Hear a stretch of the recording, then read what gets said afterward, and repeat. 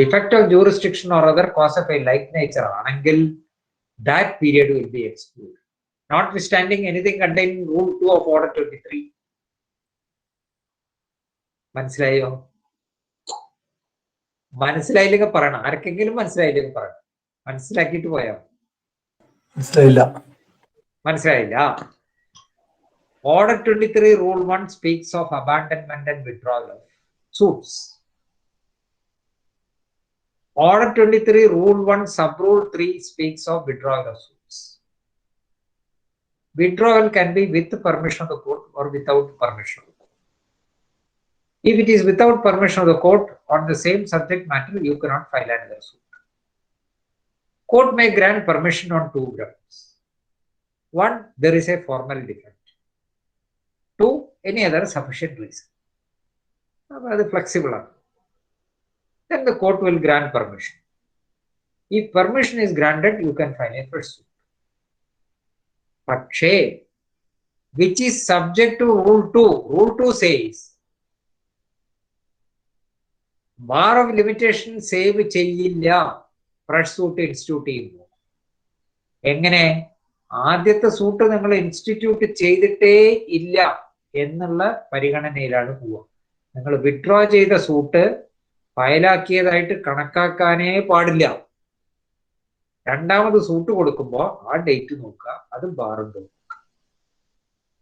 Section 14 എന്താ പറയണത്?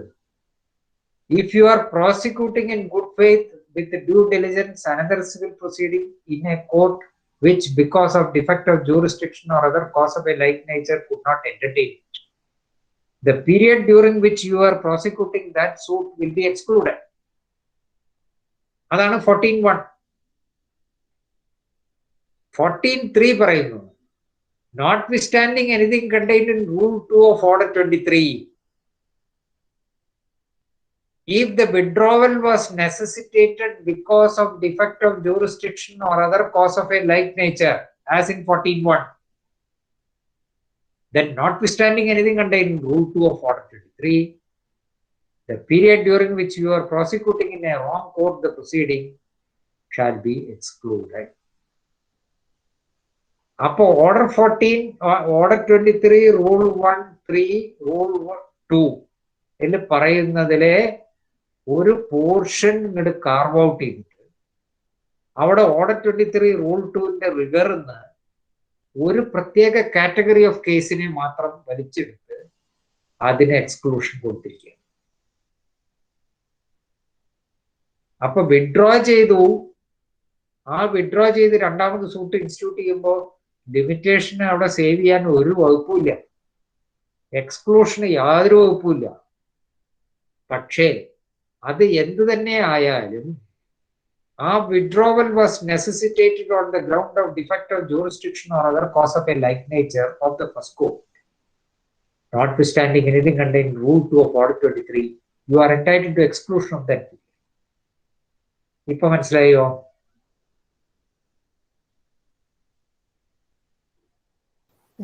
മനസ്സിലായോ?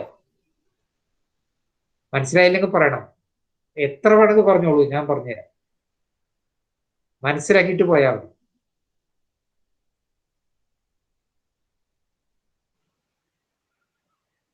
ഈ ലൈക്ക് നേച്ചറിനെ അഡ്ജസ്റ്റ്മെന്റ് ജനറൽസ് ആയിട്ടുള്ള എടുക്കാൻ പറ്റുള്ളൂ സാറേ, അല്ലാതെ ഒരു സുപ്രീം കോടതി ഡിസിഷൻ ഞാൻ പറഞ്ഞുതരാം. ഈ സംഗതി മനസ്സിലായില്ലേ? ഇത് വേറൊരു കോടതിയിൽ ഫ്രഷ് സൂട്ട് ഫയൽ ചെയ്യുമ്പോൾ മാത്രമല്ലേ ഇത് ബാധകമാവുള്ളൂ, അതേ കോടതിയിലാണ് പറ്റില്ലല്ലോ.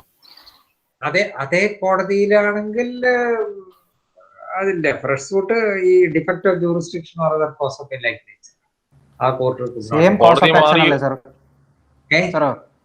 സെയിം കോസ് ഓഫ് ആക്ഷൻ ഒന്നും വരുന്നില്ലേ? Same cause of action, same nature എന്ന് പറഞ്ഞല്ലോ. സെയിം കോസ് ഓഫ് ആക്ഷൻ എന്ന് പറയുന്നില്ലേ? സെയിം സബ്ജക്ട് മാറ്റർ എന്നേ പറയുന്നു. Subject matter it can B A different suit. It can B A different suit. Different suit same subject matter എന്നാ പറയുന്നത്. കാരണം order 9 rule 9 order 9 rule 13 ഒക്കെ സെയിം കോസ് ഓഫ് ആക്ഷൻ എന്ന് പറയുന്നു.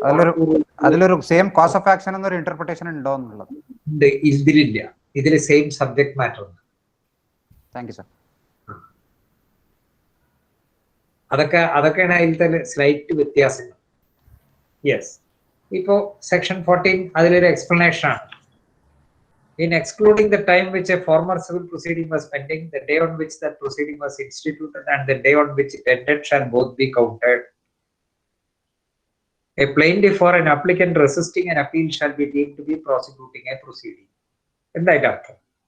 A plaintiff or an applicant resisting an appeal shall be deemed to be prosecuting a proceeding. എന്തായിട്ട് അർത്ഥം?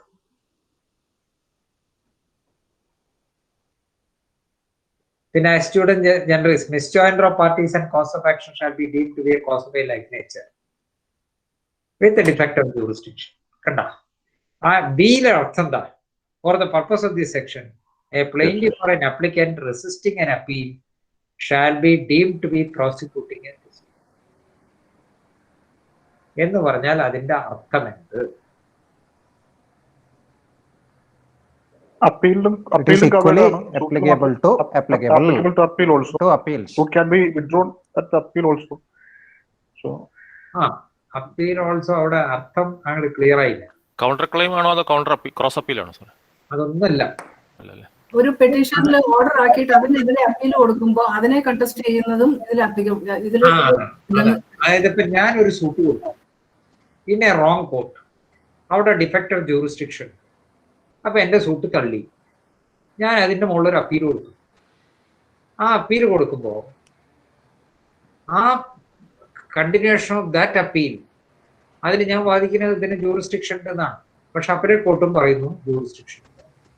അപ്പൊ ഞാൻ അത് വെച്ചിട്ട് രണ്ടാമത്തെ ദിവസം പോകും. അപ്പൊ ഈ അപ്പീൽ പീരിയഡും എക്സ്ക്ലൂഡ് ചെയ്യും. ബോണഫൈഡീസ് ഒക്കെ വേണം. അപ്പൊ അവിടെ ഈ prosecuting the appeal includes this. Plaintiff or applicant resisting an appeal shall be deemed to be prosecuting a proceeding. അവിടെ plaintiff or an applicant resisting an appeal. അപ്പൊ നോക്കിക്കോളൂ,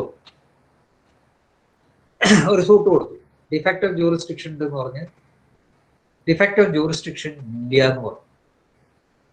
ഡിഫക്റ്റ് ഓഫ് ജൂറിസ്ഡിക്ഷൻ ഇല്ല എന്ന് ഡിഫൻഡന്റ് റേസ് ചെയ്തിരുന്നു. Defect of jurisdiction court പറഞ്ഞു ഒരു ഡിഫക്റ്റും ഇല്ല. അതിന്റെ മുകളിൽ അപ്പീൽ പോയി. ആര്? ഡിഫൻഡന്റ്. അപ്പലേറ്റ് കോർട്ട് പറഞ്ഞു ഡിഫക്റ്റ് ഓഫ് ജൂറിസ്ഡിക്ഷൻ ഉണ്ട്.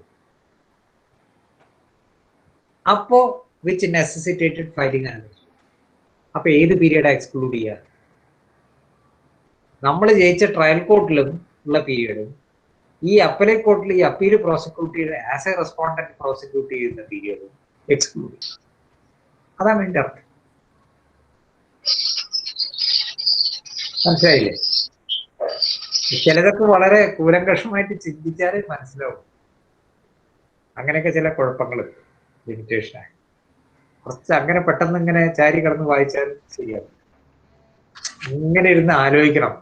ആലോചിച്ച് മനനം ചെയ്ത് വായിച്ച് എടുക്കണം. ഇനി ആ സെക്ഷൻ 14 കുറച്ച് ഡിസിഷൻസ് എഴുതിപ്പോ. 1997 1 KLT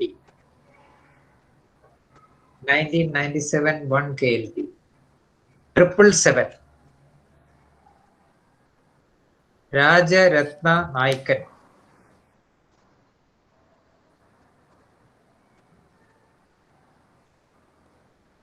വേഴ്സസ് പരമേശ്വര പ്രൂഫ്. Then 1993 2 KLT 467 Thankamma versus Bharathi Pillai. 1991 1 KLT 218 Samuel Joseph versus Ramachandran Chellayya. 1987 2 KLT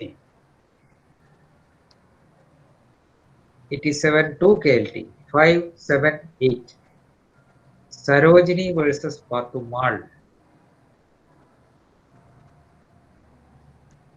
1983 KLT 922 Mookkan Devasi Ouseph versus Rajappan Pillai. 1986 KLT 982 Parameswaran versus Ramachandran. അതിൽ പറയണേ 86 പാർട്ട് ഏതാ? 86 പാർട്ടില്ല. 87 മാർക്ക് പാർട്ട് വന്നു. 86 ഒറ്റ പാർട്ടേ ഉള്ളൂ. 87 87 1 87 2 വന്നു. നോക്കട്ടെ കേട്ടോ, അപ്പൊ തന്നെ നോക്കി പറഞ്ഞുതരാം. യെസ്, 86 ഒരു ഒറ്റ വോളേ ഉള്ളൂ. പരമേശ്വരൻ വേഴ്സസ് രാമചന്ദ്രൻ. പരമേശ്വരൻ വേഴ്സസ് രാമചന്ദ്രൻ. അതില് ജസ്റ്റിസ് കള്ളിയത്ത് പറഞ്ഞു section 14 is to be construed liberally. കണ്ട അവിടെ മാർക്ക് ആ ചേഞ്ച് വന്നു. മറ്റേ liberalisation, a change of view. Then 1980 KHC 323. ഞാൻ KHC തരുന്ന അന്ന് KHC ഒന്നുമില്ല, പക്ഷെ നമ്മളെ സെർച്ച് എഞ്ചിൻ വെച്ചിട്ട് സെർച്ച് ചെയ്യാൻ എളുപ്പമാണ്. അപ്പൊ അതുകൊണ്ടാണ് KLT ഷോർട്ട് നോട്ടാണ്. 80 KHC 323. Nachimuthu Gowder versus state of Kerala.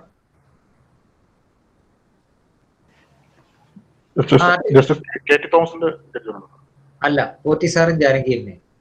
അതിന് അപ്രോപ്രിയേറ്റ് കേസസ് ആർട്ടിക്കിൾ 226 പ്രോസിക്യൂട്ട് ചെയ്യുന്ന മാറ്ററിന്റെ ടൈമും കൂടി എക്സ്ക്ലൂഡ് ചെയ്യാം. പിന്നെ MP സ്റ്റീൽ കോർപ്പറേഷൻ ഇന്നലെ നമ്മൾ പറഞ്ഞു, റോയിങ്ടൺ നരിമാന്റെ judgment. MP steel corporation versus commission of central excise 2015 7 SCC 58.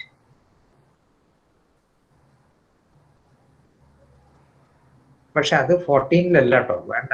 14-ലല്ല, അത് ഞാനിവിടെ എഴുതിയത് മാത്രം. 14-ലല്ല, വേണ്ട, വെട്ടിക്കോ. ഇനി 79 KLT 493 Vishwanath Iyer. Abraham versus 493 page 493. Abraham versus Sadanandan and others. അത് കോപ്പിറൈറ്റ് കേസാണ്.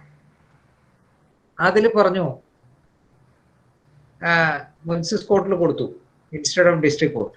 Period during which the suit was pending in the Municipal Court cannot be excluded. Time granted while returning the plaintiff in the wrong court for presentation before does not come under 14. A failure to look at that point. A failure to look into the provision of law cannot be said to be a bona fide error. എന്ന് പറഞ്ഞു. അന്നത്തെ rigid view ആണ്. അതേ copyright case, അതേപോലെ വേറൊരു copyright case നോക്കിക്കോളൂ. Decision ഞാൻ വേറെ പറഞ്ഞുതരാം. ജസ്റ്റിസ് ഹരിഹരൻ നായരുടെ അനസ് അബ്ദുൽ ഖാദർ പറഞ്ഞുതരാം എന്റെ സൈറ്റേഷൻ. 2001 1 KLT 428. അപ്പോഴേക്കൊക്കെ സുപ്രീം കോർട്ടിന്റെ വ്യൂ ചേഞ്ച് ചെയ്തു.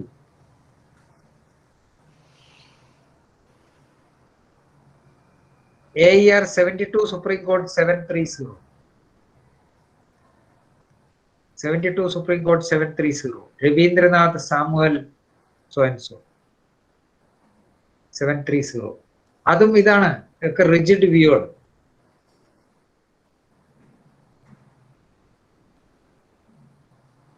Then 1985 Supreme Court AER 1985 Supreme Court 1669. Then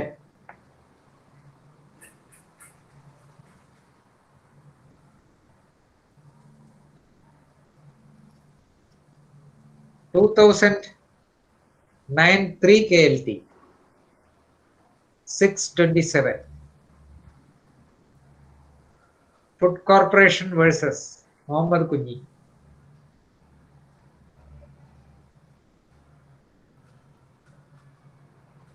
Then 2007 4 KLT 848. Videocon International Limited versus Messrs.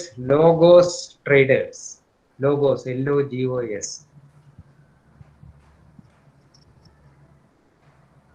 പിന്നെയാണ് വളരെ പ്രധാനമായിട്ടുള്ള ഒരു decision AER 1985 supreme court. AER 85 supreme court 39. Zafar Khan versus board of revenue.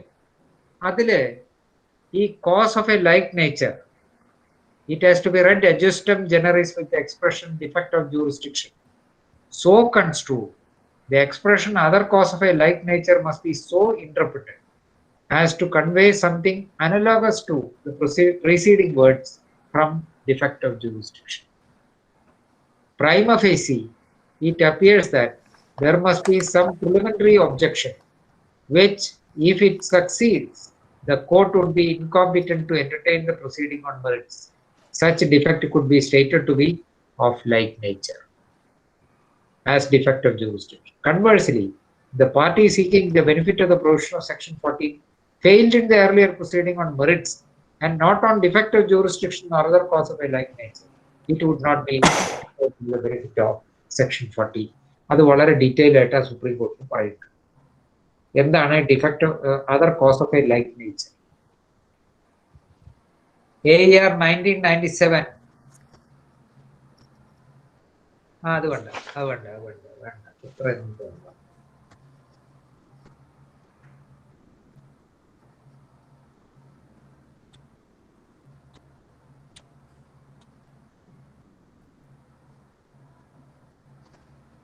AER 1997 Supreme Court 1686.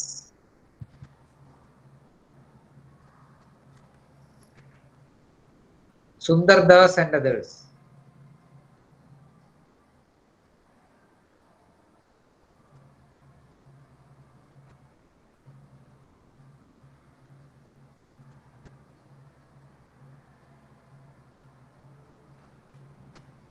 പിന്നെ വേറൊരു case Sarathi versus state bank of India, വളരെ important ആണ്. Sarathi versus state bank of India 2005 SCC 2005 SCC 355. അത് KLT-യിലുണ്ട്. 2002 KLT 771. അതിൽ പാരഗ്രാഫ് 12 എന്താ പറഞ്ഞത്? Section 14 of the Limitation Act does not speak of civil court but speaks of only a court. Civil court വേണമെന്നില്ല, court മതി. രണ്ടും തമ്മിൽ വ്യത്യാസമുണ്ട്. അത് ആദ്യമായിട്ട് പറഞ്ഞ ഡെസിഷൻ ഇതാണ്, സാരഥീസ് കേസ്.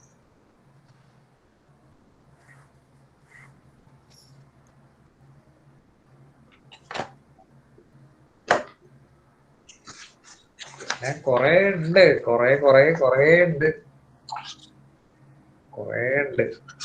നിങ്ങൾക്ക് സമയം കിട്ടുന്നുണ്ടെങ്കിൽ ഞാൻ I will suggest you see 75 episodes of 25 minutes.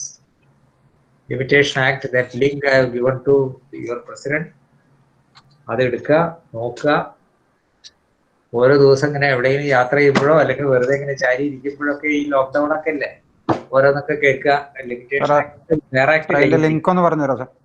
ആ ലിങ്ക് www.justice.kt.shankaran.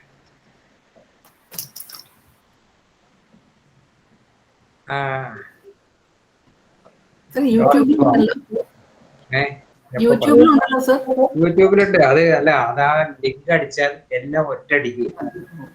മറ്റേത് നിങ്ങൾ സെർച്ച് ചെയ്യണ്ടേ. വരുന്നുണ്ട്, പക്ഷെ അത് വഴിക്ക് കിട്ടില്ലല്ലോ. എപ്പിസോഡ് www.justice.kt.shankaran കൃത്യമായിട്ട് പറഞ്ഞു. അല്ല, ഞാൻ പ്രസിഡന്റിന് വാട്സാപ്പിൽ അയച്ചു കൊടുത്തോളാം സാറേ, ഞാനത് അയച്ചു കൊടുത്തോളാം. Okay, thank you. എന്നൊക്കെ ഒരു മിനിറ്റ് ഇപ്പൊ തന്നെ പറഞ്ഞുതരാം. ഞങ്ങൾ കാസർഗോഡ് പാറാണ് സാർ. നിങ്ങൾ ആ ഗ്രൂപ്പിൽ ഇട്ടാൽ വരില്ല. ഇതിൽ തന്നെ മെസ്സേജ് ബോക്സിൽ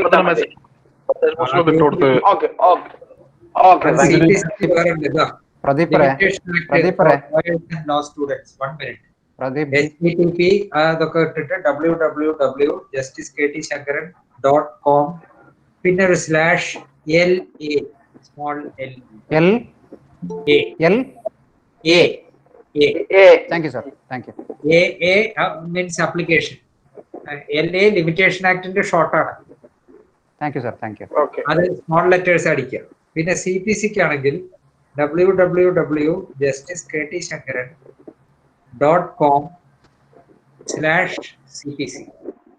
ആ CPC-യിൽ 100 ചില്ലാൻ എപ്പിസോഡായി. CPC thank you sir, thank you. അപ്പൊ അതിങ്ങനെ സമയമുള്ളപ്പോ അല്ലെങ്കിൽ വല്ല കാറിലൊക്കെ പോകുമ്പോഴോ എന്തെങ്കിലുമൊക്കെ ഇങ്ങനെ കേട്ടിരുന്നാൽ എന്തെങ്കിലുമൊക്കെ കുറെയൊക്കെ മെച്ചണ്ടാവും വിചാരിക്കാം, അല്ലേ? Informative yes sir, surely.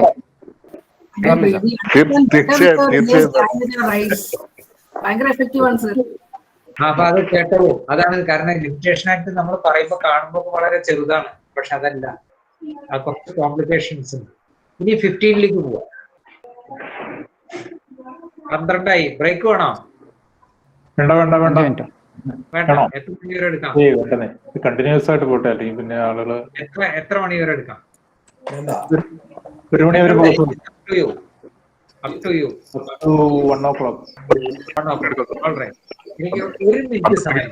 1 minute. 6 break എടുത്തോ. Okay sir, take a break sir. 1 minute.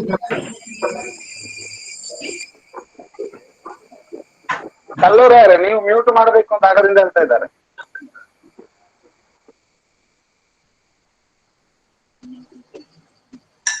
ನಮಗೊಂದು ಕ್ಲಾಸಿಗೆ ಅರೇಂಜ್ ಮಾಡಿ ಆಯ್ತಾ ಮಯ್ಯರೇ? ಪ್ರದೀಪ್. ಶೋರ್. ಓಕೆ ಓಕೆ, ಮಾತಾಡಿ. ನಾನು ಮಾತಾಡೋ ಅಂತಿದ್ದೆ, ನೀವು ಮಾತಾಡಿ. ನಾನು ಮಾತಾಡ್ತೇನೆ. KD Shankar sir. ಹೌದೌದು ಹೌದು, ಆಯ್ತಾ? ಒಂದು ಡೇಟ್ ಮಾಡಿ ಮತ್ತೆ ಮಾತಾಡುವ. ನೆಕ್ಸ್ಟ್ ನಾಳೆ ಇದ್ದಾರೆ, ನಾಳೆ ಡೇಟ್ ಮಾಡಿ ಬರುವ, ಆಯ್ತಾ? Please note. ഈ പേഴ്സണലായിട്ട് പറയാനുള്ളതൊക്കെ നിങ്ങൾ ഫോൺ വിളിച്ചിട്ടൊക്കെ പറയട്ടോ. Unnecessary discussions are coming. അതെ, പേഴ്സണലായിട്ട് പറയാനുള്ളതേ പേഴ്സണലായിട്ട് തന്നെ ഫോൺ വിളിച്ചോ മറ്റോ പറയും. സാറ് വന്നു. ഓക്കെ, തുടങ്ങാം. തുടങ്ങാം സാറേ. അല്ല, നിങ്ങൾക്ക് എന്തെങ്കിലും സംസാരിക്കണമെങ്കിൽ സംസാരിച്ചോളൂ. ഇല്ല. 15. അല്പം ഒന്ന് ഫാസ്റ്റ് ആയിട്ട് പോകും സാറേ, അല്ലെങ്കിൽ നാളെ എടുത്താൽ തീരത്തില്ല. അതാണ് ഫസ്റ്റ് ആയിട്ട് പോവാം. Exclusion of time in certain cases. ഇത് 15 കുറച്ച് ഫാസ്റ്റ് ആയിട്ട് പോവാം. In computing the period of limitation for suit or application, the institution or execution of which has been stayed by injunction or order, the time of continuance of the injunction order, the day on which it was issued or made, and the day on which it was withdrawn shall be excluded. അതിന് ഒരു ഡൗട്ടും ഇല്ല, വളരെ clear ആണ്. അപ്പൊ നമ്മളൊരു സൂട്ടോ പ്രൊസീഡിങ്ങിനോ എക്സിക്യൂഷനോ പെറ്റീഷനോ എന്തെങ്കിലും വേറെ സൂട്ടോ അല്ലെങ്കിൽ വേറെ പ്രൊസീഡിങ്ങിനോ സ്റ്റേ ഓർ ഇൻജക്ഷൻ ഉണ്ടെങ്കിൽ ആ പീരീഡ് നമ്മളെ സൂട്ടിനോ എക്സിക്യൂഷൻ പെറ്റീഷനോ പീരീഡ് കമ്പ്യൂട്ട് ചെയ്യുമ്പോൾ എക്സ്ക്ലൂഡ് ചെയ്യും. 2. In computing the period of limitation for a suit which notice has been given or for which previous consent or sanction of the government or any other authority is required, in accordance with the requirements of law for the time being imposed, the period of such notice, or as the case may be, the time required for obtaining such consent or sanction shall be excluded. ഇത് വളരെ clear ആണ്. Section 80 notice ഉണ്ട്, അത് exclude ചെയ്യണം. അതുമാതിരി sanction ഉണ്ട്. Section 195 CRPC പ്രകാരം ചിലതിൽ സാങ്ഷൻ വേണം, ചിലതിൽ പ്രിവെൻഷൻ ഓഫ് കറപ്ഷൻ ആക്ട് പ്രകാരം സാങ്ഷൻ വേണം. ഇതിനൊക്കെ ഇത് സിവിലിനും ക്രിമിനലിനും അപ്ലൈ ചെയ്യും. അപ്പം അതിൻ്റെയൊക്കെ പീരിയഡ് എക്സ്ക്ലൂഡ് ചെയ്യും. Explanation. In calculating the time required for obtaining consent or sanction of the government or any authority, the date on which the application was made for obtaining consent or sanction, and the date of receipt of the order of the government or authority shall both be counted. അപ്പൊ രണ്ടും കൂടി ചേർത്തിട്ടുള്ള പീരിയഡാണ് ഉള്ളത്. 3. In computing the period of limitation for a suit or application for execution of a decree by a receiver or interim receiver appointed in proceedings for adjudication of a person as insolvent, or any liquidator or provisional liquidator appointed in proceedings for winding up a complaint, the period beginning with the date of institution of such proceeding and ending with the expiry of 3 months from the date of appointment of such receiver or liquidator shall be excluded. Clear? 4. In computing the period of limitation for a suit for possession by a purchaser at a sale in execution of a decree, the time during which a proceeding to set aside the sale has been prosecuted shall be excluded. ഇത് ഞാൻ നേരത്തെ പറഞ്ഞ article 134 ഉണ്ടല്ലോ. Article 134 ഞാൻ നിങ്ങളോട് workup ചെയ്യാൻ പറഞ്ഞു. അത് നാളെ നമുക്ക് ഡീറ്റെയിൽ ആയിട്ട് ഡിസ്കസ് ചെയ്യാനും പറഞ്ഞു. ആ ആർട്ടിക്കിൾ 134 എന്റെ അഭിപ്രായത്തിൽ ആ ഒരു കൊല്ലത്തെ പീരീഡ് കഴിഞ്ഞാൽ ഈ ഓപ്ഷൻ പർച്ചേസർക്ക് ഒരു സൂട്ട് കൊടുക്കാൻ തടസ്സമില്ല എന്നാണ് എന്റെ വ്യൂ. എനിക്ക് അതിന് എന്റേതായ കാരണങ്ങൾ. അതിലൊരു കാരണം എന്താണ്? In computing the period of limitation for a suit for possession by a purchaser. ഏതായി suit for possession by a purchaser? അപ്പൊ suit for possession by a purchaser possible ആണല്ലോ, അല്ലേ?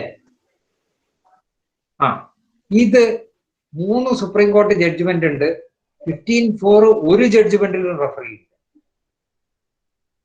ഒരു ജഡ്ജ്മെന്റിലും, റിപ്പോർട്ടഡ് ജഡ്ജ്മെന്റിലും ഈ 15(4) കുറിച്ച് ഒരു പരാമർശവും. അപ്പൊ നിങ്ങൾ ആ പൊസിഷൻ വർക്കപ്പ് ചെയ്യുമ്പോൾ 15(4) കൂടി ഒന്ന് നോക്കും. ഇനി 5. In computing the period of limitation for a suit, the time during which such defendant has been absent from India and from territories outside India under the administration of central government shall be excluded. Yes. ഇനി ഇതിൽ കുറച്ച് decisions not ചെയ്യും. 15 just not ചെയ്താൽ മതി, വേറൊന്നും വേണ്ട.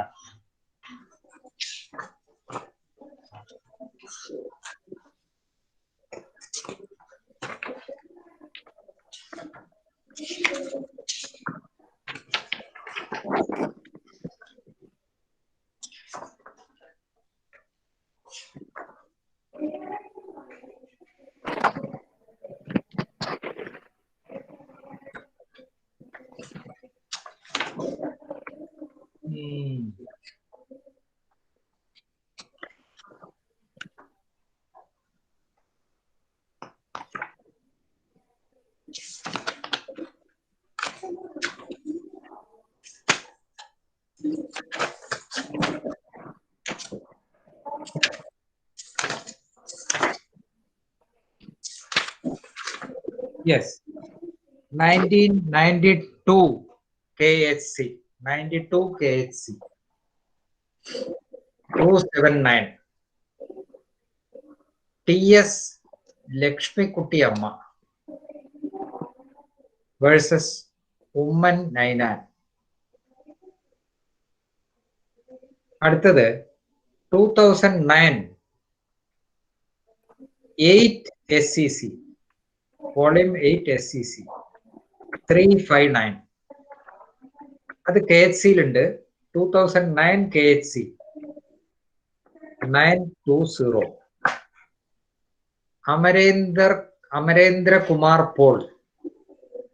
Amarendra Kumar Paul versus Maya Paul and others. പിന്നെ ഒരു request, whenever you cite a decision, you must also include the name.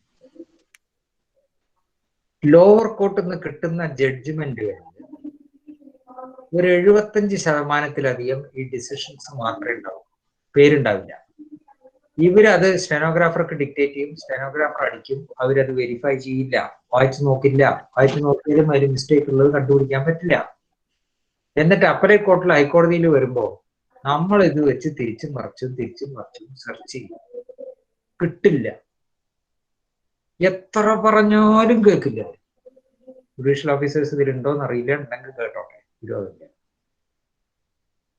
പേരും എഴുതണം. നമ്മൾ ആർഗ്യുമെന്റ് നോട്ട് കൊടുക്കുമ്പോൾ നമ്മൾ എഴുതണം. കാരണം നമ്പറൊക്കെ എപ്പോഴും വ്യത്യാസം വരും, സ്ലിപ്പ് വരും, ഒക്കെ വരും. അപ്പൊ നമ്മൾ ഉദ്ദേശിച്ച ബെനിഫിറ്റ് അതിൽ കിട്ടാതെ പോകും. അപ്പൊ പേര് എഴുതുക. Next ILR 2009-3 Kerala.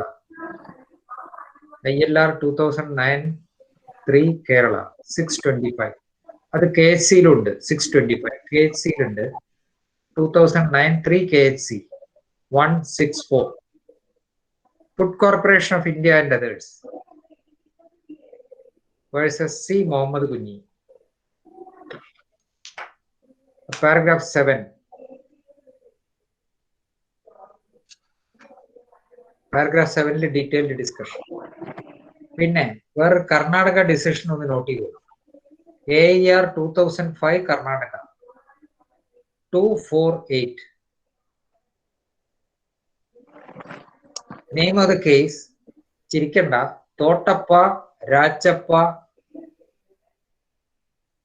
Ingalahalli, Thottappa, TOTA, PPA, Rachappa, Inganahalli versus Gangadarayya, Neelakandayya.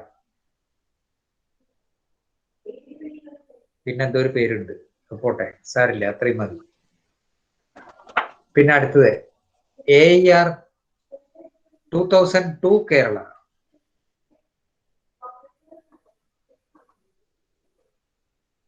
$146 അത് KLT ഷോർട്ട് നോട്ടേ ഉള്ളൂ, അതുകൊണ്ടാ പറയാം.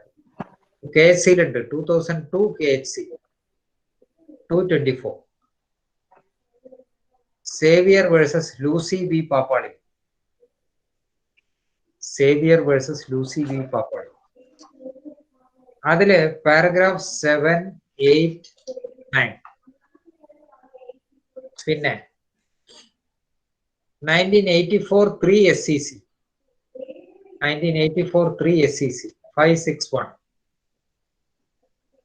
and a parallel citation AER 1984 Supreme Court 1383. Anandi Lal and another versus Ram Narayan and others. പിന്നെ AER 2006 Kerala. വേണ്ട KLT-ലുണ്ടത് 2006 1 KLT 416. KHC 2006 KHC 159. Hanifa versus United Finance Corporation. Then 2012 1 SCC 690. AER 2012 Supreme Court 1769. Disha Constructions and others versus State of Goa and another. That is paragraph 14, 15 and 16. Paragraph 14, 15 and 16. Then 2003 KHC 69. Union of India versus Kerala State Small Scale Industries Development and Employment Corporation. Paragraph 6 no. Then AER 1990 volume 2 KLT 369. TPK Nair versus Union of India.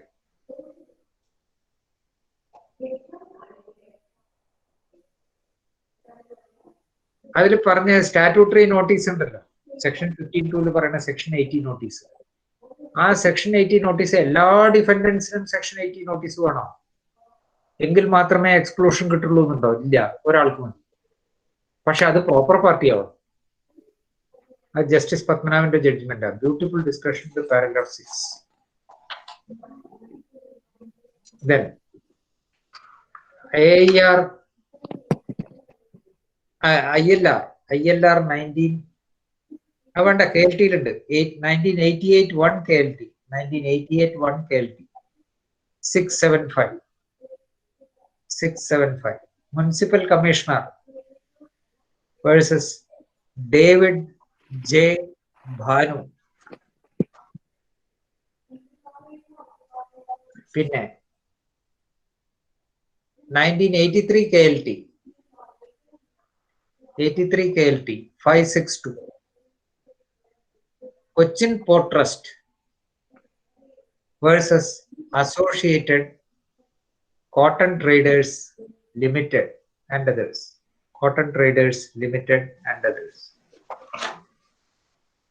Then 1993 KHC 232. Sudarshan Chips India Limited.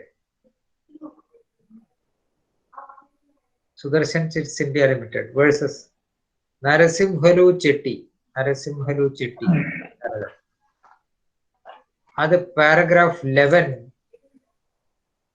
and 14. Paragraph 11 and 14. Then AR KLT 1988 to KLT. 1988 to KLT. 947. Johnson versus Astrophil Armadon. ARMADORN. പിന്നെ SA. S full stop, A full stop. Of Parama. എന്തോ ഷിപ്പാണ്. അത് justice കൊച്ചുതോമന്റെ judgement ആണ്. The period during which the defendant was absent from India എന്ന് പറഞ്ഞു. അപ്പോ absent from India എന്ന് പറഞ്ഞാൽ when they were never present, it cannot be said that absent. A person is said to be absent if he was present. If he was never present, it cannot be said that he is absent. അതാണ് അത് പറഞ്ഞത്. അത് paragraph discussion in paragraph 20 and 21. 2021 paragraph 2021 20 21 22. ഈ justice കൊച്ചുതോമ്പനി ഷിപ്പിംഗിൽ വലിയ എക്സ്പെർട്ടാണ്. Shipping ലോയിൽ വലിയ എക്സ്പെർട്ടാണ്. കുറച്ച് ആൾക്കാർക്ക് അത് അറിയില്ല. AER 19 next. AER 1969 Supreme Court 552. PCK Muttaya Chettiar MUTHIA Muttaya Chettiar versus VES Shanmugam Chettiar. അതിൽ പാരഗ്രാഫ് 3, 4 and 5.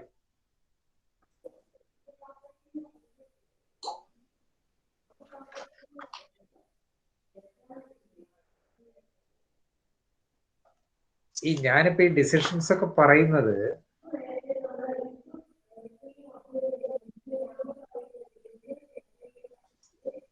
പിന്നെ ഒരു 60 ഒരു Madras decision നോക്കിപ്പോ.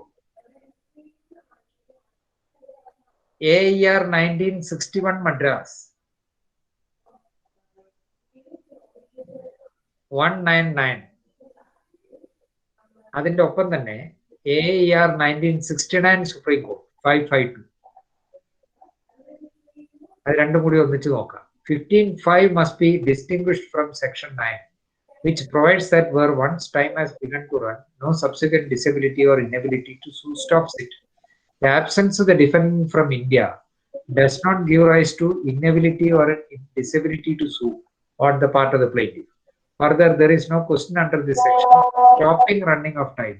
It provides for computation of the period of limitation in a particular manner by excluding certain period. അപ്പോൾ നമുക്ക് 15(5) ഒന്നും നമുക്ക് വലിയ ആവശ്യം വരില്ല. പിന്നെയാണ് നാളെ നമ്മളുടെ ഡിസ്കഷനിൽ വരുന്ന ഒരു സാധനം 15(4)ഉം ആർട്ടിക്കിൾ 134. അത് നമുക്ക് ഡിസ്കസ് ചെയ്യാം. അത് ഞാൻ എൻ്റെതായ റീസൺസ് ഉണ്ട്, പലർക്കും അഭിപ്രായ വ്യത്യാസമുണ്ട്. സുപ്രീം കോടതി ജഡ്ജ്മെന്റുകള് വ്യത്യസ്ത ജഡ്ജ്മെന്റുകളുണ്ട്. അത് നമുക്ക് നാളെ ഡിസ്കസ് ചെയ്യാം. അതൊരു ഡിഫിക്കൽട്ട് ക്വസ്റ്റ്യൻ ആണ് കേട്ടോ, വളരെ ഡിഫിക്കൽട്ട് ക്വസ്റ്റ്യൻ ആണ്.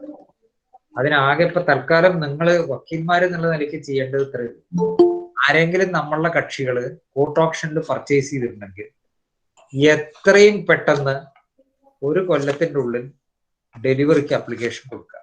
നിയമമൊക്കെ എന്തോ ആയിക്കോട്ടെ, അവർ ഇന്റർപ്രറ്റ് ചെയ്ത് തല പൊളിച്ചോ, പക്ഷെ നമ്മൾ നമ്മളുടെ കാര്യം നോക്കാം.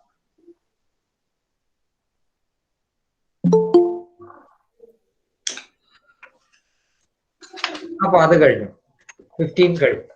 See why I am citing all these decisions is that nowadays you need not search any book, search engines are there. but still it will take much time. So I searched it once. That benefit you must get it. That is why I am citing it, so that when these decisions are read, to some extent the problems are solved. Then we go to section 17.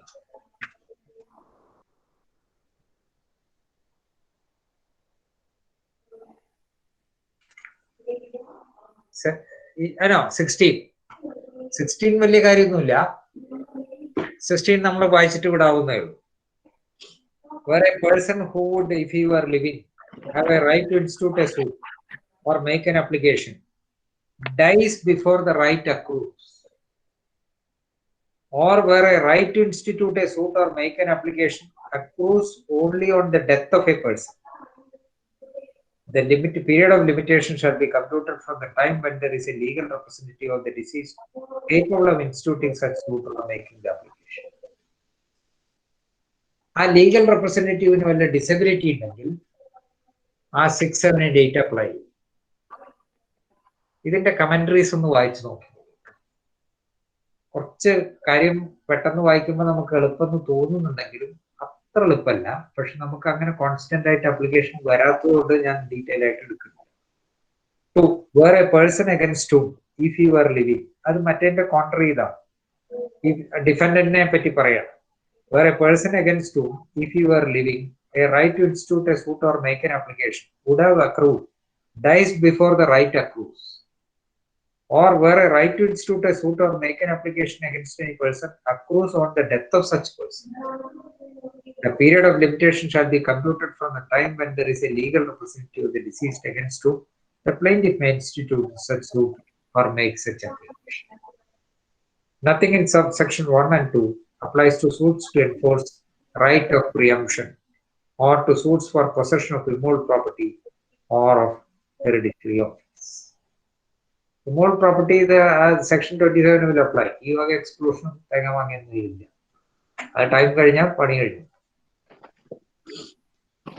17. Effect of fraud or mistake.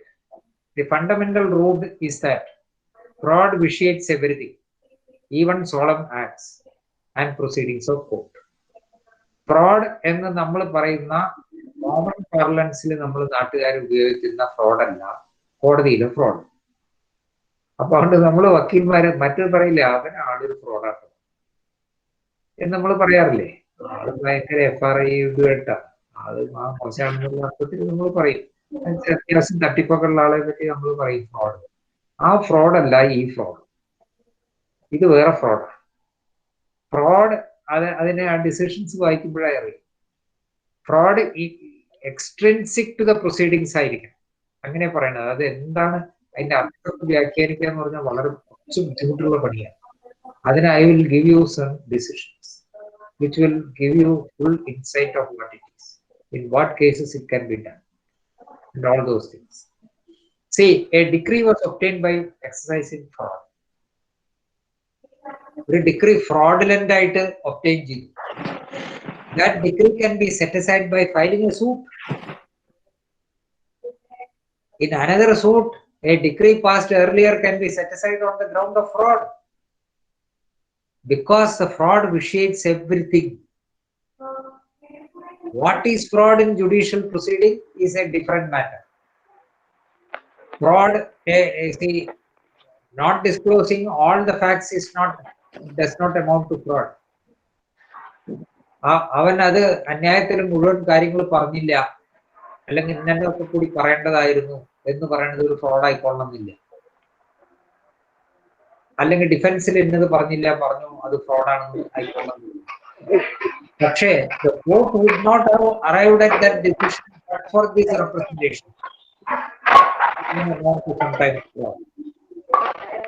Or the proceedings before court was utilized to arrive to achieve the fraudulent intention.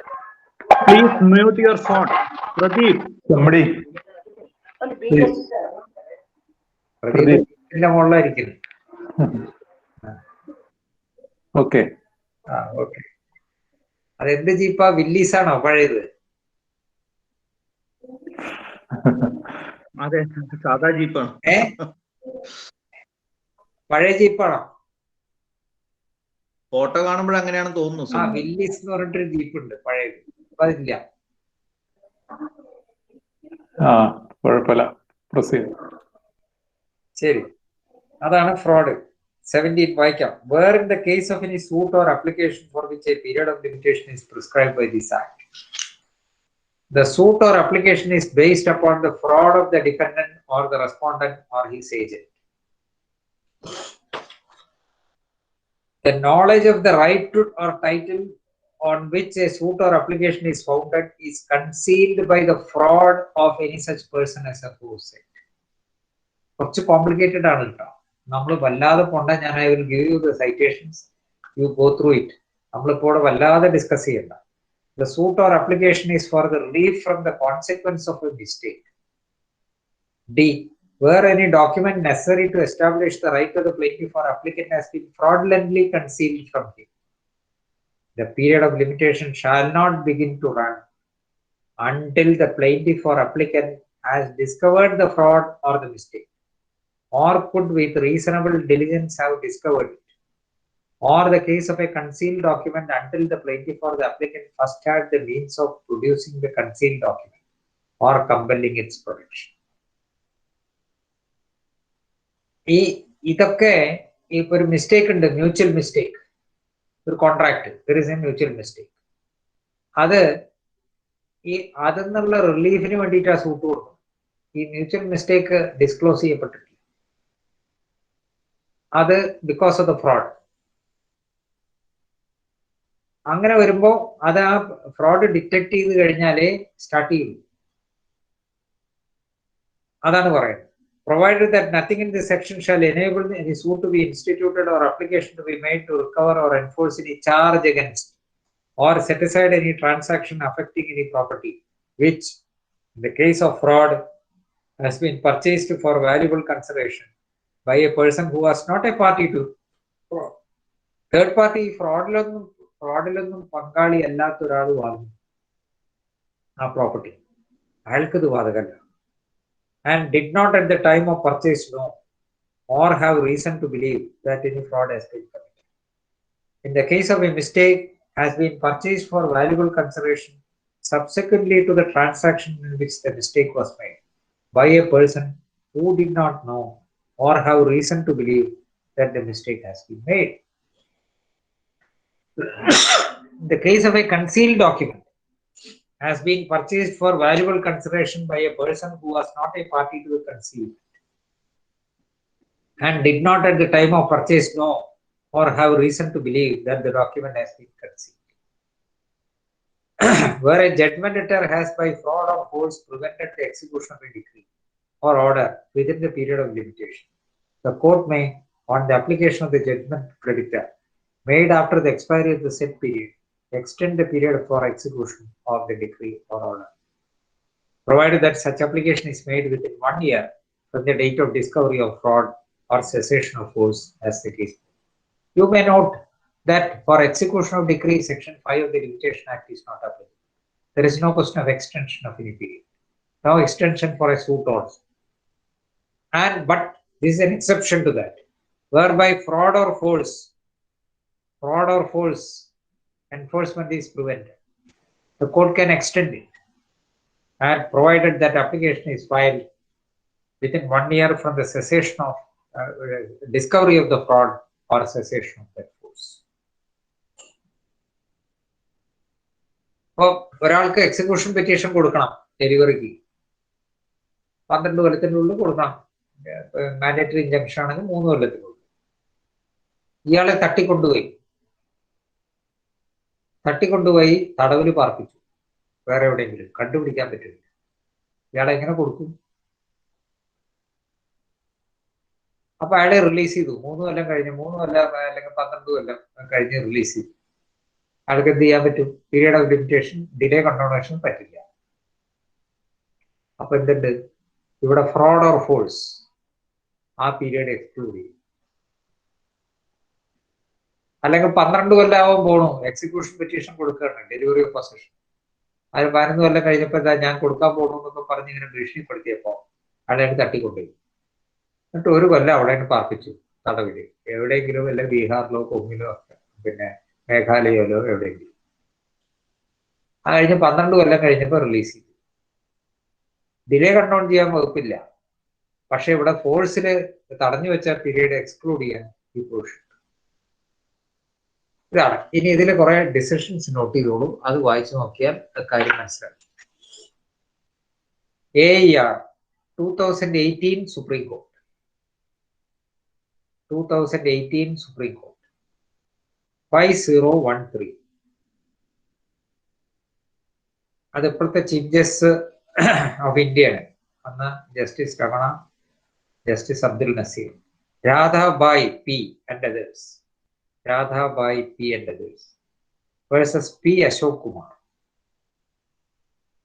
അത് arbitration award set aside ചെയ്യേണ്ടതാണ്, പക്ഷെ എന്നാലും relevant ആണ്. Section 17 discussion. അതിൽ paragraph 32, 35, 36, 37, 38, 39, 40, 41 and 42 and 43. ഇത്രയും വായിച്ചാൽ ആ section 17 ഭാഗം കവർ ചെയ്യും.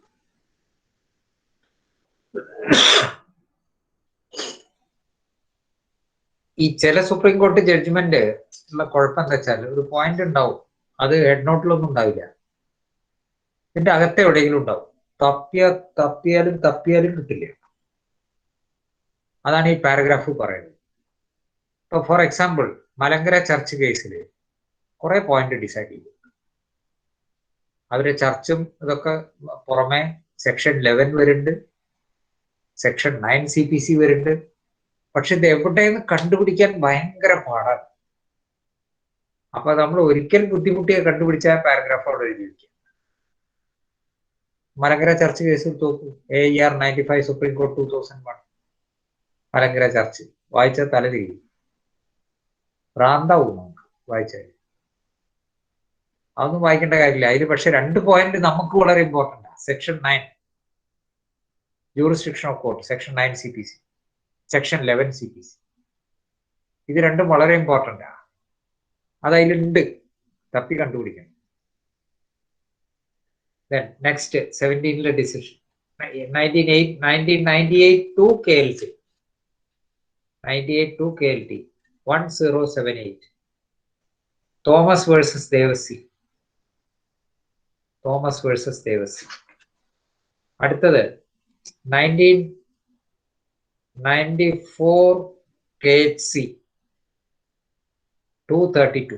KLT ഷോർട്ട് നോട്ടാണ്. 232 Karthiyani Amma versus Sudha Sundaran.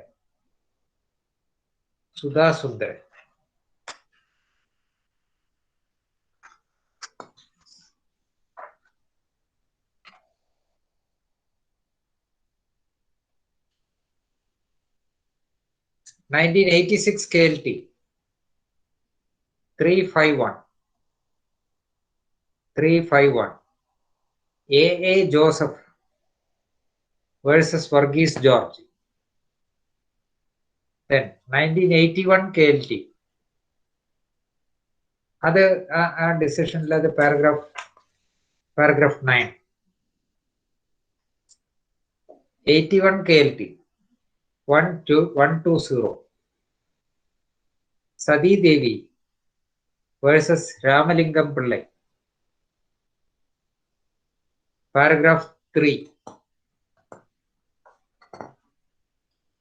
Then 2011 volume 12 SEC 243. Commissioner of Central Excise Mumbai versus Messrs Calvert Foods KALVERT Calvert Foods India Private Limited. Paragraph 27. 1994 1 KLT 937.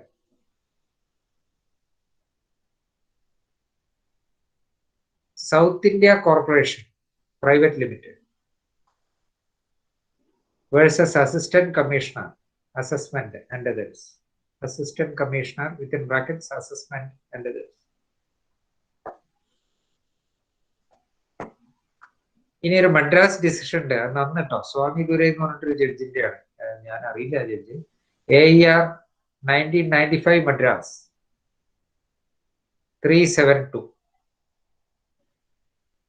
പേച്ചി Ammal versus N Gnanasundaram GNA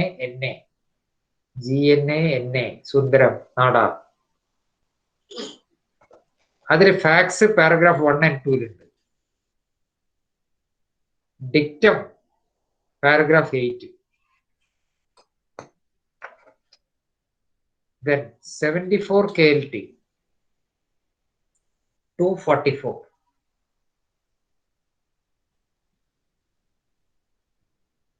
STO Trivandrum versus MD Abraham. Paragraph 3.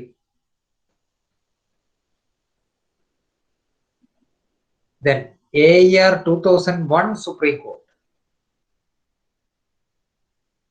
2763.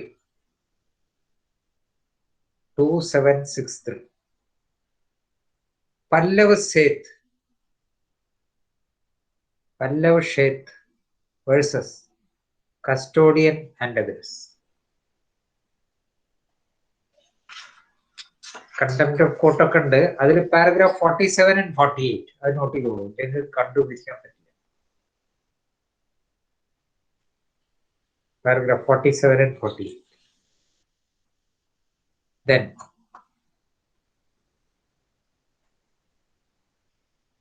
1997 2 KLT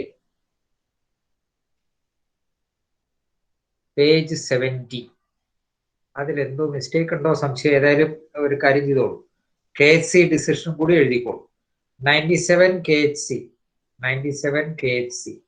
326. മറ്റേത് 70 തന്നെയാണെന്ന് തോന്നുന്നു, പക്ഷെ അവിടെ എന്തോ ഒരു blank എന്തോ കാണാനുണ്ട്. പോട്ടെ, 97 2 KLT 70 എന്ന് എഴുതിക്കോളൂ. അതിന്റെ ഒപ്പം തന്നെ 97 KHC 326 എന്ന് എഴുതിക്കോളൂ. Raghurama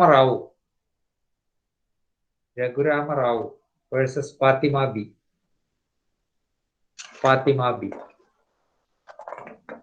Paragraph 5 and 6. Then 1962 KLT 1019.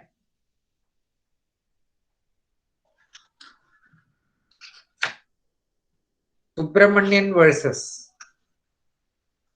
Nagaramma.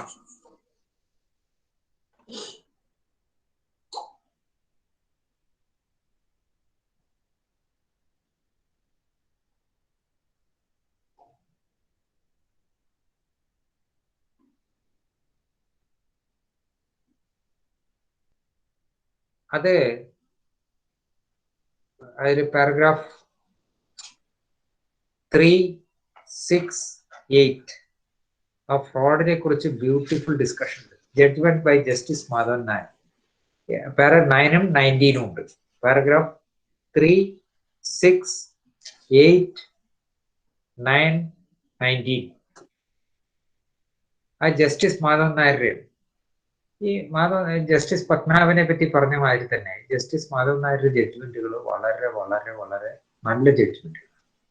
അദ്ദേഹത്തിന് വേറെ വലിയ പ്രശസ്തിയൊന്നുമില്ല, വളരെ അങ്ങനെയൊന്നും ഒതുങ്ങിക്കൂടുന്ന ഒരാളാണ്. പക്ഷെ അദ്ദേഹത്തിന്റെ സിവിലിലുള്ള ജഡ്ജ്മെന്റുകൾ ഗംഭീരമാണ്. ഇതിൽ അതിന്റെ ഡിസ്കഷൻ ആ പാര 3, 6 and 8 ബ്യൂട്ടിഫുൾ ഡിസ്കഷൻ. എന്താണ് ഫ്രോഡ് എന്നുള്ളത്. 2004 8 SCC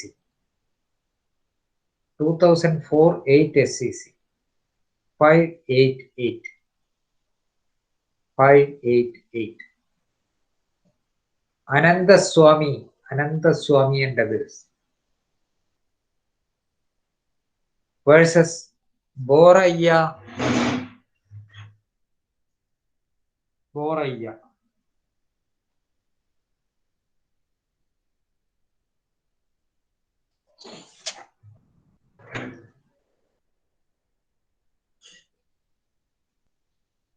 Paragraph 6. Okay.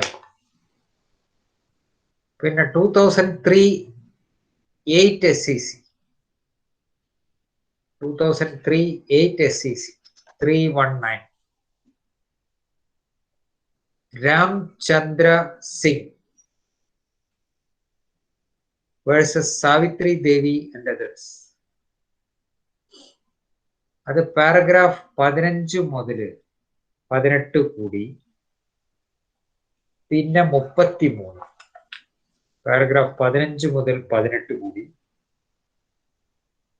പിന്നെ 33 paragraph. Then 2014 KHC 3032 Saju George versus Muhammad Sharif and others. അത് പാരഗ്രാഫ് 21.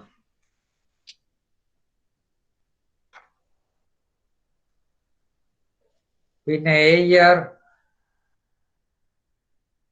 വേണ്ട, KLT ഉണ്ട്. 2011 1 KLT 292 292. Okay. പിന്നെ 92 AER 1992 സുപ്രീം കോർട്ട് 1555 ശ്രീമതി ശ്രിഷ്ഠ് SHRI SHT എന്ത് പേരപ്പ SHRI SHT Dhawan versus Messrs Shah Brothers SHAW Shah Brothers. Paragraph 10. സാറേ മറ്റേ page 70 പറഞ്ഞ കറക്റ്റ് ആണ്. കറക്റ്റ് ആണല്ലേ? 1997 2 KLT page 70 correct.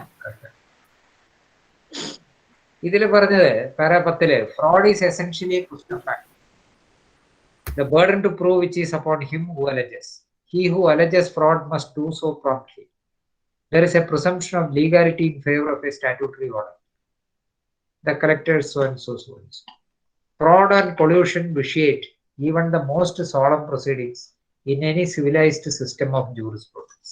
A paragraph 10 paragraph 20 ആ ഡിസിഷൻ. അത് ജസ്റ്റിസ് കൊച്ചു സുപ്രീം കോടതിയിലെ ജസ്റ്റിസ് കൊച്ചുതോമനും ജസ്റ്റിസ് സഹായും കൂടിയുള്ള കൊച്ചുതോമൻ ജഡ്ജിയുടെ ജഡ്ജ്മെന്റാണ്. അതിലൊരു സുപ്രീം കോർട്ട് 2-3 സുപ്രീം കോടതി ജഡ്ജ്മെന്റ് ഉണ്ട്. എന്താ പറയുന്നത്? Fraud like a charge in a criminal offense must be proved beyond reasonable doubt. However strange the circumstances may be, however strange the coincidences may be, that is not a substitute for proof. ഇത് പഴയ privy കൗൺസിലിൽ ഏതോ എന്നുള്ളതാണ്. Supreme കോടതിയിൽ ഇങ്ങനെ follow ചെയ്ത് ഈ principle ഇതാണ്. Fraud, like any other charge in a criminal offense, must be proved beyond reasonable doubt. However strange the coincidences and circumstances may be, that is not a substitute for proof. Proof എന്നതാണ്. അടുത്തത് 1994 1 SEC 1.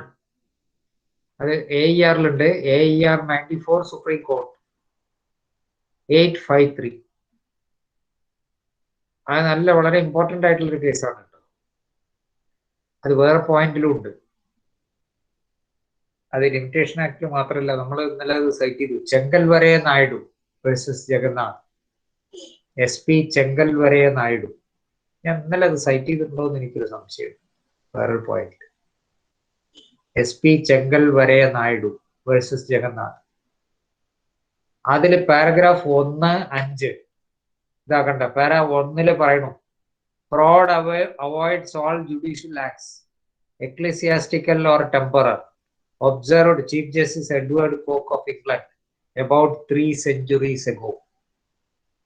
It is the settled proposition of law that a judgment or decree obtained by playing fraud on court is a nullity and honest in the eye of law. Such a judgment or decree by the first court or by the highest court has to be treated as a nullity by every court, whether superior or inferior. It can be challenged in any court, even in collateral proceedings.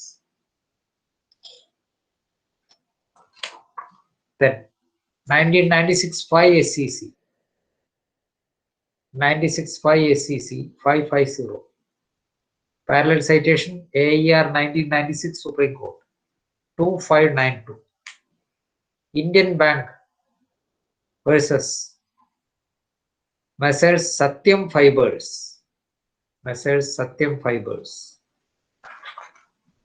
Then 2005 7 SCC 605. AER citation is AER 2005 Supreme Court 3330. ആ പേര് എഴുതിക്കോളൂ, BHAURAO. പിന്നെ അടുത്ത വാക്ക് DAGDU.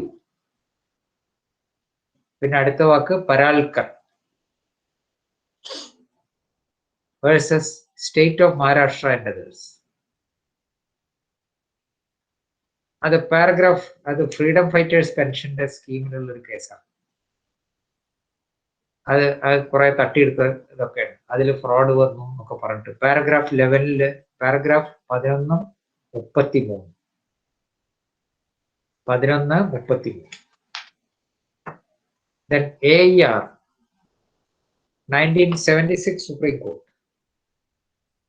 712. Union of India versus Messrs Chadurbhai M. Patel and Company. Paragraph 7. പിന്നെ 2006-4 KL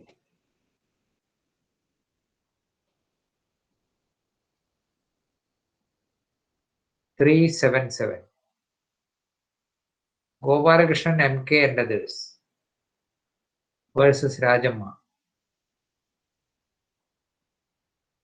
A party, para 24, a party alleging fraud is bound to establish it by cogent evidence. Mere suspicion cannot be accepted as proof. Para 24.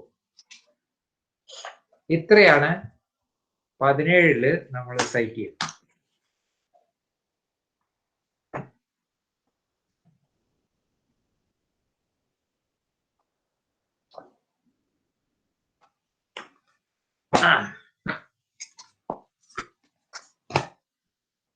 ഇനി 18 ഇന്ന് വേണോ നാളെ വേണോ, നിങ്ങളുടെ ഇഷ്ടം.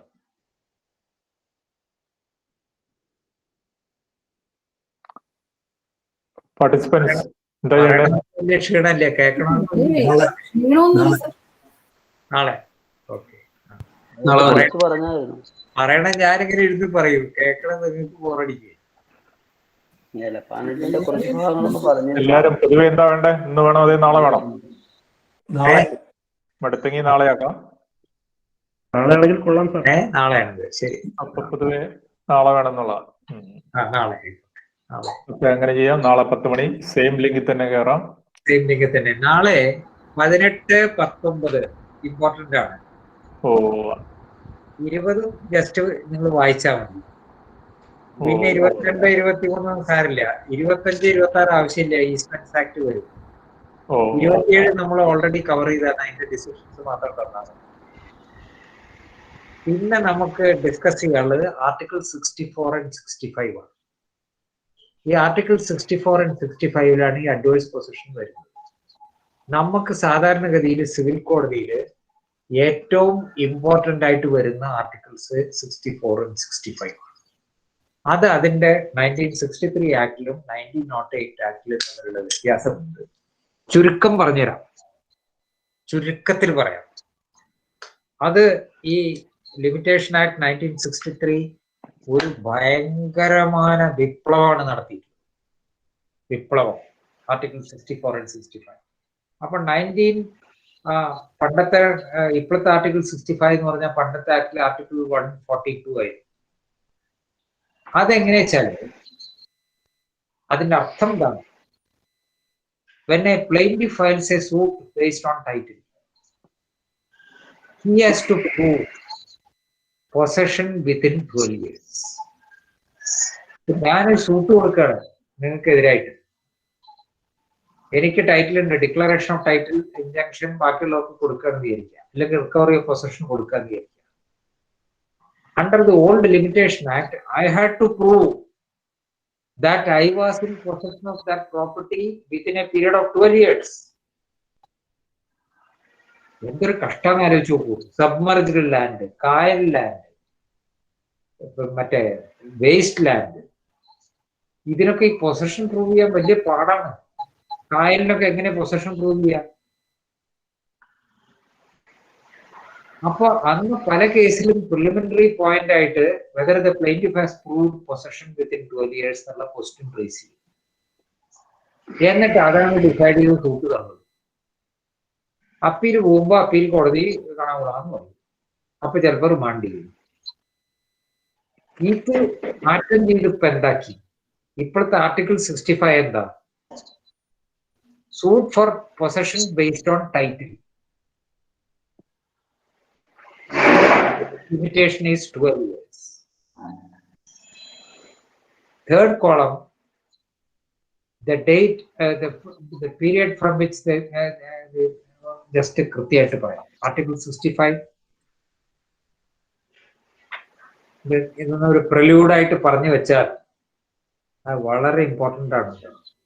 Practical അപ്ലിക്കേഷനിൽ ഈ article 64, 65 മാതിരി ഇമ്പോർട്ടൻ്റ് ആയിട്ട് വേറൊരു സാധനം. കാരണം എല്ലാ കേസിലും ഒരു ഡിഫൻസും ഇല്ലാത്തതിലും അഡ്വേഴ്സ് പൊസഷൻ റേസ് ചെയ്ത് വരും.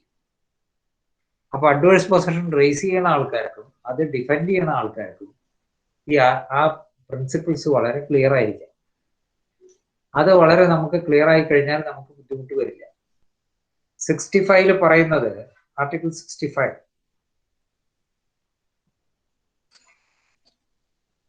for possession of immoral property or an interest therein based on title, 12 years, when the possession of the defendant becomes adverse to the plaintiff. അപ്പൊ ഇപ്പോഴത്തെ പൊസിഷൻ എന്താ? I am filing a suit based on my title. You are not disputing my title. You are claiming adverse possession. For whom it has to prove? It is to be proved by you. Burden of proof, so far as the title is either admitted or proved, plaintiff has no other burden. Pandate Limitation Act, plaintiff had to prove possession within 12 years from the date of filing of suit. That is taken away. Now the plaintiff, if he is claiming a title and it is either admitted or proved, or there is an estoppel, or there is a subsidiary title claimed by, ഞാൻ പറയുന്നു ഞാൻ അതിന്റെ absolute ഓണറാണ്, നിങ്ങൾ കയ്യേറി. നിങ്ങൾ പറഞ്ഞു ഞാൻ കയ്യേറിയിട്ടൊന്നുമില്ല, എനിക്കൊരു ലീസ് തന്നു, ഞാൻ അഡ്വേഴ്സ് പൊസഷൻ ആണ്, ആനയെ പോരാട്ട് എന്നൊക്കെ പറഞ്ഞു. എന്റെ ടൈറ്റിൽ അഡ്മിറ്റ് ചെയ്താലല്ലേ നിങ്ങൾ സബ്സിഡിയറി ടൈറ്റിൽ ക്ലെയിം ചെയ്യാൻ പറ്റൂ.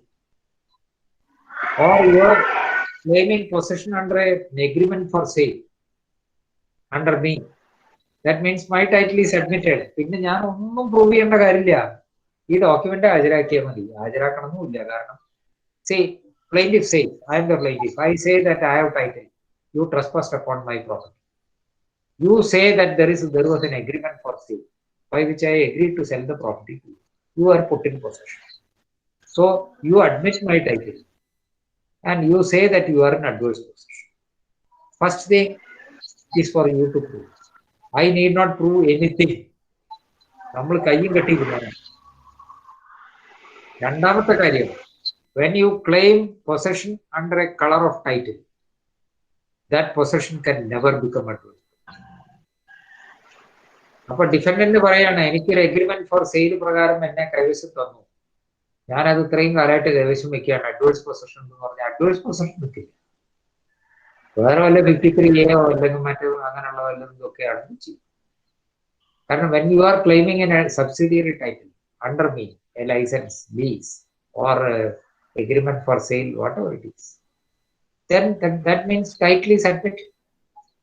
അപ്പൊ ഇപ്പോഴത്തെ ലിമിറ്റേഷൻ ആക്ട് പ്രകാരം ടൈറ്റിലിന്റെ മുകളിൽ സൂട്ട് കൊടുക്കുമ്പോൾ പ്ലെയിന്റിഫിന് പ്രൂവ് ചെയ്യാനുള്ള ബാധ്യത വളരെ കുറവാണ്. ടൈറ്റിൽ ഡിനൈ ചെയ്താൽ പ്രൂവ് ചെയ്യണം. So long as the defendant does not deny the title, പ്ലെയിന്റിഫിന് പിന്നെ പ്രൂവ് ചെയ്യേണ്ട കാര്യമൊന്നുമില്ല. സപ്പോസ് ഡിഫൻഡന്റ് ആണ് പ്ലെയിന്റിഫിന് പ്രോപ്പർട്ടി കൊടുത്തിരിക്കുന്നത് വിചാരിക്കുക, അസൈൻ ചെയ്തിരിക്കുന്നത് വിചാരിക്കുക, registered document. How can the defendant deny the title of the plaintiff? Cannot. The plaintiff need only produce the document of title. Then the rest of the proof burden of proof is on the defendant. That is the ocean change made by the 1963 limitation. And then about the pleadings with respect to adverse possession. പല കേസുകളിലും ഏത് കാരണവശാലും എതിർ കൈവശ കാലകാരണത്താൽ ഗുമസ്തന്മാർ എഴുതുന്നതാണ് പഴയ old ബാൻഡിക്കൂട്ട്സ്, പഴയ തലമുറയിൽപ്പെട്ട ഗുമസ്തന്മാർ എഴുതുന്നത്. ഏത് കാരണവശാലും എതിർ കൈവശ കാലകാരണത്താൽ നശിച്ചു പോയിരിക്കുന്നു. പോരാ, ആ പ്ലീഡിംഗ് ഒന്നും പോരാ. Continuous possession, uninterrupted, with hostile title, hostile animus possidendi, factum of possidendi. All these things must be alleged and proved. So there must be specific allegation in the plea. വെറുതെ എതിർകൈവശ കാലകാരണം എന്ന് പറഞ്ഞാൽ പോലെ അങ്ങനെ കുറെ കാര്യങ്ങളുണ്ട്. അതൊക്കെ നമ്മൾ പ്രാക്ടിക്കൽ ടിപ്സാണ്. അത് നമുക്ക് ബാക്കിയുള്ള എല്ലാ തിയറിറ്റിക്കൽ ഇതിനേക്കാൾ കൂടുതൽ നമുക്ക് സിവിൽ കോർട്ടിൽ പ്രാക്ടീസ് ചെയ്യുന്ന വക്കീൽമാർക്ക് ആവശ്യം. അത് നമ്മൾ നാളെ ഡിസ്കസ് ചെയ്യും. ഞങ്ങൾക്ക് ബോറടിച്ചിട്ടില്ല എന്ന് വിശ്വസിക്കുന്നു. ബോറിംഗ് ഒന്നുമില്ല സാറേ, വളരെ കൺവിൻസിംഗ് ആയിട്ട് അത് ചെയ്യണം. ഓരോ സെക്ഷൻസുകളും വളരെ വ്യക്തതയോടും കൃത്യതയോടും കൂടി ഒരു സന്ദർഭങ്ങളൊക്കെ പറഞ്ഞ് വളരെ മനസ്സിലാവുന്ന രീതിയിൽ വളരെ കൺവിൻസിംഗ് ആയിട്ട് അത് ചെയ്യണം. ഒരു ബോറിംഗ് ഇല്ല. പഠിക്കുന്നവരെ സംബന്ധിച്ചിടത്തോളം ഇത് വളരെ വളരെ പ്രയോജനപ്രദമാണ്. ഒരു സംശയം. I am satisfied with that. എന്റെ പർപ്പസ് അതാണ്. നമ്മൾ വേറെ ഞാനിപ്പോ അതാര് റെഫർ ചെയ്തിട്ട് പറയല്ല, അല്ലെങ്കിൽ എന്നെ പൊക്കിയിട്ട് പറയാം. ഞാനും ചെയ്തിട്ടുണ്ട്. ഏതൊക്കെ എല്ലാ കളിയൊക്കെ നമ്മളൊക്കെ എല്ലാവരും കളിക്കുന്നത്. ഈ ചില ബൊംബാസ്റ്റിക് പ്രസംഗങ്ങൾ ഞാനും ചെയ്തിട്ടുണ്ട്. അതൊന്നും ഇല്ലാതെ ആരും പറയില്ല. ഒരു കാര്യമില്ല. നമ്മൾ കേട്ടിരിക്കുന്ന ആൾക്കാരെ വിചാരിക്കും, ഓ ഗംഭീരം കേട്ടോ, ഗംഭീരം. What do you carry home? ഒന്ന് ആലോചിച്ച് നോക്കൂ. ചിലര് ഇടിവെട്ട് പ്രസംഗമായിരിക്കും. അതിപ്പോ ലോ സബ്ജക്റ്റ് ആണെങ്കിലും വേറൊന്നാണെങ്കിലും ശരി, കോൺസ്റ്റിറ്റ്യൂഷൻ ആണെങ്കിലും വേറൊന്നാണെങ്കിലും അടിച്ച് കലക്കി നമ്മൾ ആകെ അന്തം വിട്ട് നിൽക്കും. നമ്മൾ പുറത്തുനിന്ന് പറയും, ഓ എന്താ വിവരം, അയാൾക്ക് വിവരമുണ്ടായിട്ട് നമുക്കെന്താ കാര്യന്നേ? അയാൾക്ക് വിവരമുണ്ട്. നമ്മൾ 1 മണിക്കൂർ അയാളുടെ പ്രസംഗം കേൾക്കും, ഗംഭീരമായി. നമുക്ക് അയാൾക്ക് വിവരമുണ്ടെന്ന് ബോധ്യായി. നമുക്കെന്താ ഗുണം? നമുക്കൊരു ഗുണമില്ല. നമ്മൾ കുറച്ചു നേരം പോയി ധരിച്ചിരിക്കും, ഒരു സുഖം കിട്ടും, കിട്ടുന്നുള്ളു. പക്ഷെ വ്യക്തിപരമായിട്ട് നോക്കുമ്പോൾ നമ്മുടെ ജീവിതത്തിലോ നമ്മുടെ കരിയറിലോ പ്രൊഫഷനിലോ ഒരു ചേഞ്ച് ഉണ്ടാവും. അപ്പൊ ഒരു ക്ലാസ്സോ ഒരു ലെക്ചറോ കഴിഞ്ഞു, the persons who hear it must be benefited to some extent. അപ്പൊ അത് പ്രസംഗത്തിലുള്ള ഭയങ്കര ബൊംബാസ്റ്റിക് അല്ല എന്നുള്ളതാണ്. What do you carry home is important. if I can convey something which is beneficial to you in your day-to-day practice, then I must be smart. That is my motto. So we will meet tomorrow at 10 o'clock. Okay. അപ്പൊ ആർക്കെങ്കിലും ഇന്ന് പറഞ്ഞതിനെ പറ്റി എന്തെങ്കിലും സംശയങ്ങളോ ക്ലാരിഫിക്കേഷൻസോ അല്ലെങ്കിൽ എന്തെങ്കിലും suggestions comments എന്തെങ്കിലും ഉണ്ടെങ്കിൽ പറയാം, അല്ലെങ്കിൽ നമുക്ക് നാളെ കാണാം. സാർ ആ 14 explanation B resisting and appeal അതൊന്ന് പറയാം. അതായത് 14 അപ്പൊ ഒരു സൂട്ട് കൊടുത്തു. എ ഫയലിലെ സൂട്ട് അഗൈൻസ്റ്റ് ബി. എ ഫയലിലെ സൂട്ട് അഗൈൻസ്റ്റ് അതിലെ B content that the court has no jurisdiction. Court has no jurisdiction. Court ennu parnu, no, I have jurisdiction. The defendant's plea is not correct. അപ്പോൾ suit proceed ചെയ്യണല്ലോ, suit ഇതാക്കണം. ആ ഓർഡറിനെ challenge ചെയ്തു അപ്പീലോ റിവിഷനിലോ. If it is an order which is appealable as an appeal from an order, either under section 104 or order 43 rule 1, it can be appealed against, or a revision will lie, or OP civil will lie. എന്തെങ്കിലും ഒരു വക്കീൽമാരായി എന്തെങ്കിലും കൊള്ളിച്ചോളൂ. Revision ഉണ്ടെങ്കിൽ revision, ഇല്ലെങ്കിൽ OP civil അല്ലേ സുരേഷൻ.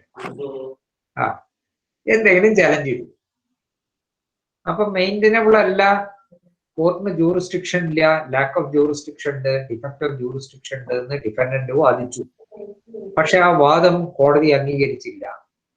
ആ ഓർഡറിന്റെ മുകളില് അയാള് ഡിഫൻഡന്റ് അപ്പീൽ പോയി. ഡിഫൻഡന്റ് അപ്പീൽ പോയപ്പോ അപ്പീൽ കോർട്ട് പറഞ്ഞു ഇയാളുടെ വാദം ശരിയാണല്ലോ, കോർട്ടിന് ഡിഫക്ട് ഓഫ് ജൂറിസ്ഡിക്ഷൻ, സൂട്ട് തള്ളേണ്ടതാണ്. ആ സൂട്ട് ഡിഫക്ട് ഓഫ് ജൂറിസ്ഡിക്ഷനിൽ തള്ളി. അപ്പൊ നിങ്ങൾ വേറൊരു സൂട്ട് കൊടുക്കുകയാണ്, അത് അപ്പോഴേക്കും ബാറായി. അപ്പൊ the time during which you are prosecuting deduct ചെയ്യണ്ടേ. അപ്പൊ അപ്പലേറ്റ് കോർട്ടിൽ നിങ്ങൾ അവിടെ ചെലവാക്കിയ സമയവും ട്രയൽ കോർട്ടിൽ ചെലവാക്കിയ സമയവും കഴിക്കണ്ടേ. അവിടെ പ്രോസിക്യൂട്ടിംഗ് എന്ന് പറഞ്ഞാൽ അപ്പീൽ നിങ്ങളല്ലല്ലോ കൊടുത്തത്, മറ്റാരല്ലേ കൊടുത്തത്. അപ്പൊ യു ആർ പ്രോസിക്യൂട്ടിംഗ് എന്ന് പറയാൻ പറ്റുമോ? അത് ക്ലാരിഫൈ ചെയ്യാൻ explanation. As a respondent you are prosecuting, അത്രേ ഉള്ളൂ. സാർ അപ്പൊ സെക്ഷൻ 21 അത് എന്തെങ്കിലും ബന്ധമല്ല സാർ? അത് സെക്ഷൻ 21 സെക്ഷൻ 21 3 കാര്യങ്ങളാണ് പറയുന്നത്. ഒന്ന് ടെറിട്ടോറിയൽ ജൂറിസ്ഡിക്ഷൻ, ഒന്ന് പെക്യൂനിയറി ജൂറിസ്ഡിക്ഷൻ, ഒന്ന് എക്സിക്യൂഷൻ പ്രൊസീഡിംഗ്. അതിൽ pecuniary jurisdiction and territorial jurisdiction, objection as to jurisdiction should be raised at the earliest possible opportunity and whenever issues are settled at or before such settlement. അത് ഇല്ലെങ്കിൽ പിന്നെ അപ്പീലിലോ റിവിഷനിലോ ഇത് raise ചെയ്യാൻ പാടില്ല. ഇനി അഥവാ നിങ്ങൾ ജൂറിസ്ഡിക്ഷൻ പോയിന്റ് റേസ് ചെയ്തിട്ടുണ്ടെങ്കിൽ തന്നെ അപ്പീലിലോ റിവിഷനിലോ അത് ഡിഫക്ട് ഓഫ് ജൂറിസ്ഡിക്ഷൻ ഉണ്ടെന്ന് മാത്രം പോയിന്റ് ഔട്ട് ചെയ്താൽ പോരാ, there must be failure of justice. ഇത് ടെറിട്ടോറിയൽ ആൻഡ് പെക്യൂനിയറി ജൂറിസ്ഡിക്ഷൻ ആണ്. അതിന്റെ അടിസ്ഥാനപരമായിട്ടുള്ള കാരണം എന്താ വെച്ചാൽ these two jurisdictional objections can be waived. Jurisdiction over the subject matter agreement will not confer jurisdiction. For example, a suit for dissolution of marriage is filed in the municipal court. Defendant is absent. ഭർത്താവ് കൊണ്ട് ഭാര്യക്കെതിരായിട്ട് ഒരു ഡൈവോഴ്സിന് ഒരു suit കൊടുത്തു municipal. ഭാര്യ case നടത്താനൊന്നും പോയില്ല. മുൻസിഫ് എന്ത് പറഞ്ഞു? Defendant absent, set ex party, affidavit file, suit decree. Usual വാചകമാണല്ലോ അല്ലേ? എക്സ് പാർട്ടിയിൽ അതാണ് വാചകം. സെന്റൻസ് ഈസുവാസം ഒന്നും ഉണ്ടാവില്ല. Defendant absent, set ex party, affidavit file, suit decree. ഇതാണ് വാചകം. യൂഷ്വൽ അവരുടെ പഴയ മോഡൽ അത് തലമുറ കൈമാറി ഇപ്പോഴും അത് ഫോളോ ചെയ്യുന്ന ആൾക്കാരാണല്ലോ. ഇവർക്കൊക്കെ എല്ലാവർക്കും ഉണ്ട് ഓരോ പാറ്റേൺ. അത് നമുക്കുണ്ട്, എല്ലാവർക്കും ഉണ്ടത്. അതിപ്പോ വക്കീലോ മസന്മാർക്ക് ഒരു നടത്ത ശൈലി, ചില ടീച്ചർമാരെ കണ്ടാൽ നടന്നു പോകുന്നത് അറിയാം ടീച്ചറാണ് ഇല്ലേ? വക്കീലോ മസനെ കണ്ടാ അറിയാം, ആധാരെഴുത്തുകാരനെ കണ്ടാ അറിയാം, ജുഡീഷ്യൽ ഓഫീസറെ കണ്ടാ അറിയാം. ഏതെങ്കിലും ജുഡീഷ്യൽ ഓഫീസറെ എവിടെയെങ്കിലും ഒന്ന് വർത്താനം പറയും, ഓടല്ലേ ചെയ്യുള്ളൂ. വെട്ടിക്കൊണ്ട പന്നി മരുമായി ഓടുക. എന്തോ അവർക്ക് നിന്ന് വർത്താനം പറഞ്ഞ എന്തോ തേഞ്ഞു പോണമാതിരി, എന്തോ ഭയങ്കര ധൃതി. ഞാൻ പറഞ്ഞ് ശരിയല്ലെങ്കിൽ ശരിയല്ല. അങ്ങനെയാണ് ഞാൻ അവരെ കളിയാക്കാറുണ്ട്. എന്താ അവിടെ നിന്നിട്ട് വരാന്തയിൽ നിന്ന് വർത്താനം പറഞ്ഞ് 2 വർത്താനം പറഞ്ഞ് എന്താ സംഭവിക്കാൻ പോകുന്നു, സംഭവിക്കാൻ പോകും. അപ്പൊ അങ്ങനെ ഓരോരുത്തർക്കും ഓരോ പാറ്റേൺ ഉണ്ട്. അപ്പൊ നമ്മൾ എന്തേ പറഞ്ഞു വന്ന് മറന്നുപോയി. ആ അപ്പൊ ഫാമിലി ഡിസ്പ്യൂട്ടില് ഫാമിലി ഡിസ്പ്യൂട്ട്. അപ്പൊ ഭാര്യ എന്ത് ചെയ്തു? ഭാര്യ ഞാൻ കോടതിയിൽ പോകാൻ പോകും എന്ന് പറഞ്ഞു. Suit degree. അത് പിന്നീട് അത് എന്തെങ്കിലും ഭാഗങ്ങൾ എക്സിക്യൂട്ട് ചെയ്യാൻ വരിക ജോലി ചെയ്തിട്ടുണ്ടെങ്കിൽ ഇറ്റ് ഈസ് എൻ അപ്പൊ അവിടെ ഒബ്ജെക്ഷൻ ടു ജൂറിസ്ഡിക്ഷൻ റേസ് ചെയ്യേണ്ട കാര്യമില്ല. Even if it is not raised, it is an absolute lack of jurisdiction.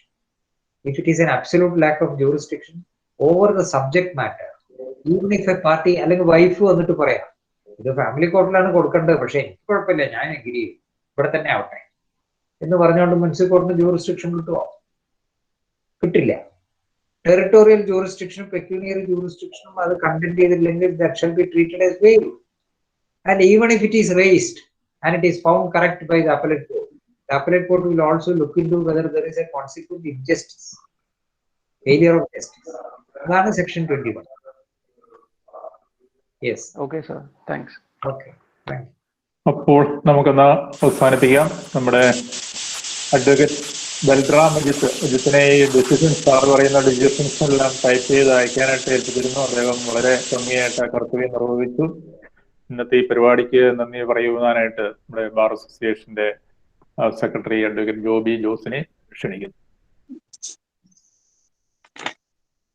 ഏറ്റവും പ്രിയപ്പെട്ട justice KT Sankaran sir, bar അസോസിയേഷന്റെ പ്രസിഡന്റ് ജോണി മെതിപ്പാൽ സാർ, ഈ ഓൺലൈൻ ക്ലാസ് അറ്റൻഡ് ചെയ്യുന്ന കാസർഗോഡ് മുതൽ തിരുവനന്തപുരം വരെയുള്ള എൻ്റെ പ്രിയപ്പെട്ട അഭിഭാഷക സുഹൃത്തുക്കളെ, മൂവാറ്റുപുഴ ബാറിലെ മുൻ പ്രസിഡന്റുമാർ, സീനിയർ അഭിഭാഷക സുഹൃത്തുക്കൾ, സിവിൽ നിയമത്തില് ഏറ്റവും അതോറിറ്റിയായ ഒരു ക്ലാസ് എടുക്കാൻ കഴിയുന്ന ശങ്കരൻ സാറിനെ നമുക്കൊരു ക്ലാസ് എടുക്കാൻ ലഭിച്ചു എന്നുള്ളത് തന്നെ നമ്മളെ സംബന്ധിച്ച് വലിയ ഒരു അനുഗ്രഹമാണ്. നമ്മൾ പറയാറുണ്ട് ഒരു പൂ ചോദിച്ചു ഒരു പൂന്തോട്ടം ലഭിച്ചു എന്ന്. ആ ഒരവസ്ഥയിലാണ് ഞങ്ങള്. കാരണം ഇന്നലെ ഒരു ദിവസത്തേക്ക് ലിമിറ്റേഷൻ ആക്ടില് ക്ലാസ് എടുത്തു തരാം എന്ന് സാറ് സമ്മതിച്ചു. അതനുസരിച്ച് ക്ലാസ് അറേഞ്ച് ചെയ്തു. അത് നടന്നുകൊണ്ടിരുന്നപ്പോൾ സാറ് പറഞ്ഞു ഇതിന്റെ കണ്ടിന്യൂഷൻ ആയിട്ട് നമുക്ക് നാളെയും നിങ്ങൾ റെഡിയാണ് ഈ ക്ലാസ് എടുത്തു തരാം എന്ന്. അങ്ങനെ ഇന്നും നമ്മൾ ക്ലാസ് അറ്റൻഡ് ചെയ്യുന്നു.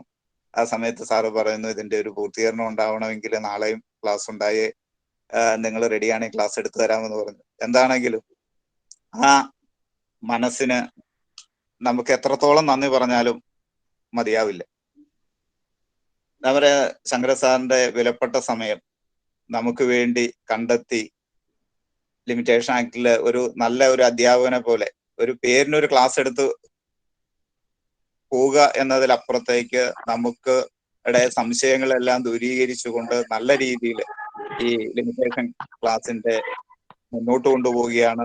സാറിന് മൂവാറ്റുപുഴ ബാർ അസോസിയേഷന്റെ പേരിൽ ഇന്ന് ഈ ക്ലാസ് അറ്റൻഡ് ചെയ്യുന്ന നിങ്ങൾ ഓരോരുത്തരുടെയും പേരിൽ ഏറ്റവും സ്നേഹത്തോടെ, ആദരവോട്, ബഹുമാനത്തോടു കൂടി നന്ദി രേഖപ്പെടുത്തുകയാണ്.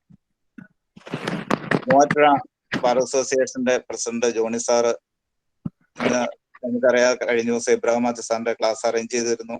എന്താണെങ്കിലും ഇത്തരത്തിലുള്ള ക്ലാസ് അറേഞ്ച് ചെയ്യുവാൻ എല്ലാ കാര്യങ്ങളിലും മുന്നിട്ട് പ്രവർത്തിക്കുന്ന മൂവാറ്റുപുഴ ബാർ അസോസിയേഷന്റെ പ്രസിഡന്റ് ജോണി സാറിന് നിങ്ങൾ ഓരോരുത്തരുടെയും പേരിൽ എൻ്റെ വ്യക്തിപരമായ പേരിലും നന്ദി രേഖപ്പെടുത്തുകയാണ്. ഈ ഓൺലൈൻ ക്ലാസ് അറ്റൻഡ് ചെയ്യുന്ന നിങ്ങൾ ഓരോരുത്തരും, എനിക്കറിയാം തുടർച്ചയായി മണിക്കൂറുകൾ ഈ ക്ലാസ്സിന് വേണ്ടി കണ്ടെത്തുന്ന നിങ്ങൾ ഓരോരുത്തരോട്, കാസർഗോഡ് മുതൽ തിരുവനന്തപുരം വരെയുള്ള എൻ്റെ പ്രിയപ്പെട്ട അഭിഭാഷക സുഹൃത്തുക്കൾ ഓരോരുത്തർക്കും എൻ്റെ ഹൃദയത്തിന്റെ പേരിൽ എൻ്റെ ഏറ്റവും സ്നേഹത്തോടെ നന്ദി രേഖപ്പെടുത്തുന്നു.